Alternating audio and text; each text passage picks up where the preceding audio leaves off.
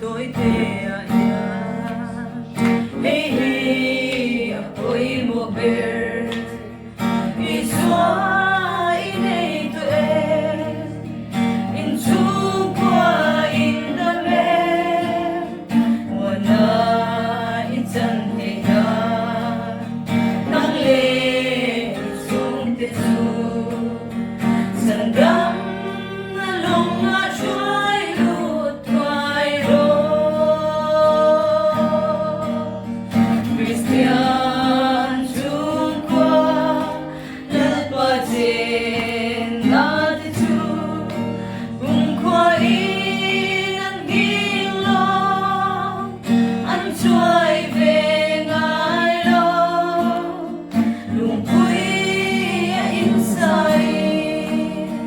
ang king vengay lo sa tuwalin ng himlen donanin daron pan may la hildang ang ay tolo imnay santetu ang ralit kway nga using unalya ka tandang lalanilo